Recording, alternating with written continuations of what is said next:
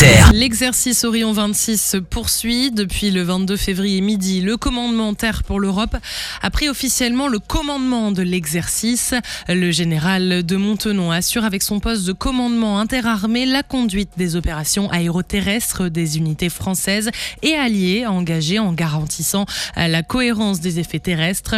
Le scénario, par sa cadence continue, d'éprouver la réactivité, la rusticité, l'efficacité des formes engagées dans un environnement multidomaine contesté.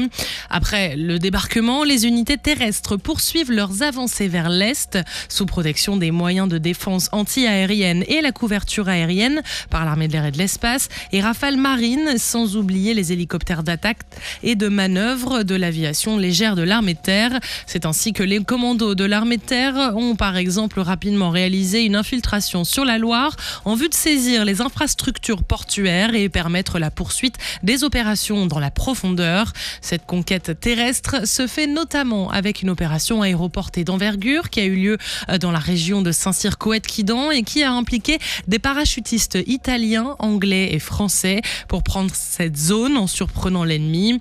Ils vont la tenir en attendant que les moyens lourds qui viennent de débarquer remontent à eux pour leur permettre ensuite de les utiliser pour poursuivre les combats sous blindage et avec des capacités de tir renforcées.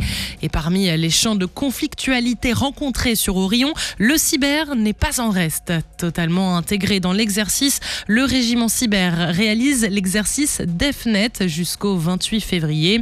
Un exercice réaliste et collaboratif face aux menaces cyber, détection, protection des systèmes, neutralisation des attaques. DEFNET permet une coordination du niveau tactique jusqu'au niveau stratégique. Les cybercombattants sécurisent les systèmes employés sur le terrain et permettent la continuité des opérations tout en assurant la sécurité de la nation dans un environnement stratégique devenu particulièrement complexe. Et puis, un nouvel exploit de plongée pour la Marine nationale. On rejoint le CEFISMER pour Centre Expert Plongée Humaine et Intervention sous la mer à Toulon.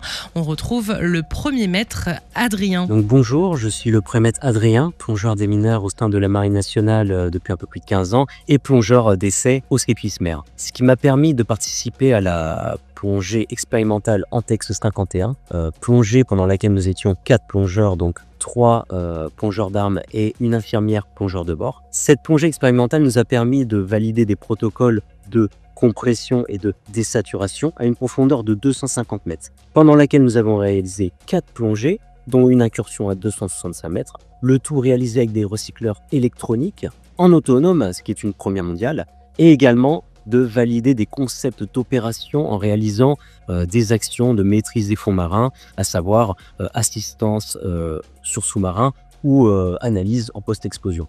D'un point de vue humain, il y avait une désaturation de 9 jours, donc la plongée a duré 14 jours, ce qui était très intéressant de savoir si on pouvait tenir autant de temps avec 4 personnes dans un espace restreint. Et enfin, pour ma part, c'est une concrétisation des techniques et des compétences acquises au cours d'une carrière de plongeur d'armes et une satisfaction d'avoir réussi cette plongée. Sur terre, sur mer, comme dans les airs. Skyrock PLM, en équipe avec Uneo, la mutuelle des forces armées.